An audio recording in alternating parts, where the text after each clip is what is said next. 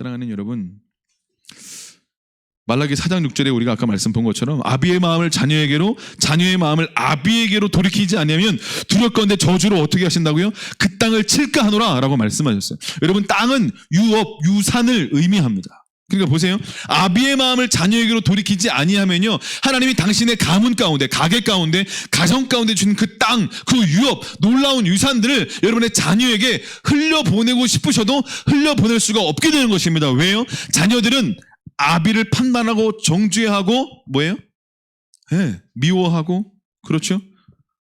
또 부모는 자녀의 말을 듣지 않는 자녀를 바라보고 아파하고 탄식하며 화가 나고 때로는 용서하지 못하고, 그렇죠? 또 대충 관계를 맺고, 그래도 사랑하는 자녀니까 또 부모님이니까 관계를 맺고 대략 살아가지만 하나님이 부모님에게 주신 땅에 태어난 목적과 부르심이 있습니다. 유업들이 있어요. 땅이 있어요. 그러면 하나님 그 부모에게 주신 그 땅, 유업, 유산들을 자녀에게 흘려보내서 더 풍성한 열매로, 마치 이삭이 아브라함이 이렇게 농업을 지었을 때 100배의 결실을 맺었던 것처럼 하나님은 우리를 통하여, 우리의 자녀를 통하여 100배의 결실이 맺혀지기를 원하십니다. 할렐루야.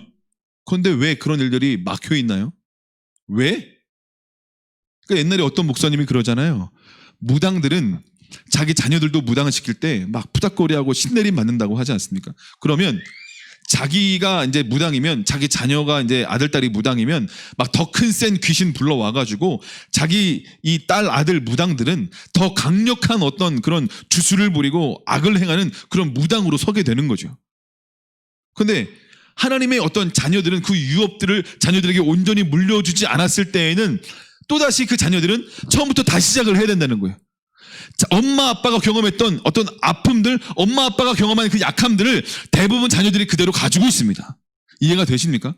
부모가 평생 동안 주님 따라가고 그나마 또 불순종한 거 회개하고 또 기도하고 금식하고 주님 순종하면서 따라가는 어떤 삶의 영역들, 그래서 나이가 40이 되고 50이 되고 60이 되면 성숙하고 성장하지 않습니까? 그러면 하나님이 그 부모에게 주신 어떤 유업들, 유산들, 은혜들, 축복들이 어느 순간 열매 맺히고 주렁주렁 맺히고 더 풍성해지는 일들이 일어나게 됩니다. 그러면 부모님은 이 열매들을 가지고 자녀들에게 간증하고 안수하고 축복하고 가르치고 예수님을 또 가르쳐주고 이야기하면서 충분히 그 유업과 유산과 땅을 보내면서 자녀들이 그 위에 서서 더 풍성한 열매 맺게 해야죠. 할렐루야. 아멘. 그런데 부모님들은 자녀들에게 그 일을 하지 않습니다. 의외로 많은 크리스찬 부모님들이 자녀에게 자기가 경험했던 놀라운 하나님의 살아계심과 역사하심, 간증들, 하나님이 도우신 간증들, 역사들, 치유하신 회복의 역사들, 간증들을 간증하지 않는 거예요. 또 간증하지 않는 거예요. 여러분, 하나님이 심지어 그 출애굽기인가요? 말씀에 보면 하나님이 여호수아에게 그 귀에 딱지가 안 들 정도로 외워 들리게 하라 말씀이 있죠. 출애굽기 17장인가요? 여호와 니시 하나님을 찬양하는 바로 그 순간 위에서는 뭐 했어요? 아론과 홀이 모세의 손을 들고 같이 기도하지 않습니까? 그래서 모세가 손을 들면 여호수아가 이기고 손이 내려오면 어떻게 된다? 진다. 그러니까 밑에서 싸우고 있었던 여호수아는 그걸 보지 못하잖아요. 그러니까 너희가 진짜 이기려면 기도의 손을 높이 들어라. 어떻게 하라는 거예요? 높은 산 기도의 산으로 올라갈 때 너는 진정으로 승리할 수 있다. 할렐루야. 이걸 모세가 여호수아에게 알 수 있도록 계속 들리고 외워 들리게 하라, 그 말을 하고 있는 거죠. 여러분들은 모세처럼 여호수아에게 알려줘야 돼요. 할렐루야. 자녀들이 계속 알려줘야 돼요. 또 얘기해야 돼요. 알았겠지? 아니요. 그렇지 않습니다. 하나님이 당신에게, 부모님들에게, 자녀들에게 끊임없이 동일한 이야기들을 100번, 1000번, 10,000번 하나님의 살아계신 역사들을 이야기해 주어야만 하는 것입니다. 할렐루야. 얘기해 줘야 돼요.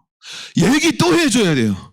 하나님 살아계시다고, 하나님 나를 고치셨다고, 나를 구원하셨다고, 하나님 아니었으면 우리 가정이 어떻게 될지 모르겠다고 끊임없이 예수님을 증거하고 자랑하고 즐거워하고 높이 들 수 있기를 축복합니다.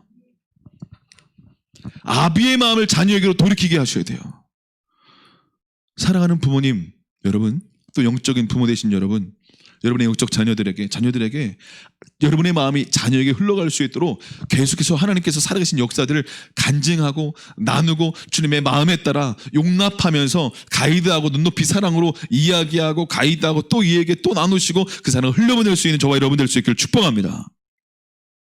사랑하는 여러분, 하나님께서 높은 산으로 올라오라고 하시잖아요. 왜? 그곳에 내가 있으니까. 말씀에 내가 어디 있는지 아니? 나는 높은 곳에 있다 말씀하세요. 그런데 내가 또 어디 있는지 아니? 여러분, 극과 극은 연결되어 있습니다. 가장 높은 곳에 주님이 계시고요, 가장 낮은 곳에 주님이 계십니다. 그래서 주님 뭐라고 말씀하세요? 지극히 작은 자에게 한 것이 누구에게 한 것이다? 나에게 한 것이다. 사랑하는 여러분, 정말 주님께서 원하신 높은 산은 기도의 산으로 나아가길 원하신다면 기도의 깊은 자리로 들어가십시오. 그리고 가장 낮은 곳에 있는 소외된 사람, 그리고 연약한 그 사람, 우리 가정에서도 소외된 것 같은 그 자녀, 때로는 그 엄마, 그 아빠에게 나아가셔서 손을 내밀고 하나님의 마음을 흘려보내고 격려하시고 사랑의 마음을 가지고 마음을 나누시고 이야기하고 세우실 수 있는 저와 여러분 될 수 있기를 축복합니다. 아멘. 그리할 때 하나님은 당신을 통하여서 어떻게 해요?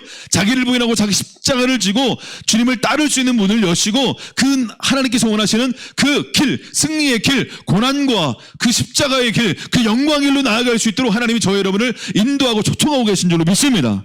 아멘.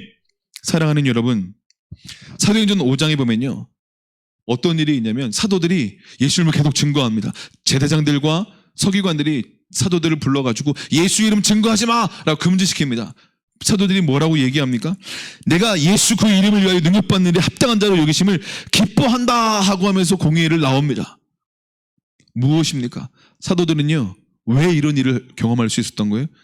예수님 때문에 베드로는 부인하고 심지어 제자들은 도망가고 숨었던, 고기나 잡으러 가자 했던 그 제자들이 어떻게 이렇게 변화되었습니까?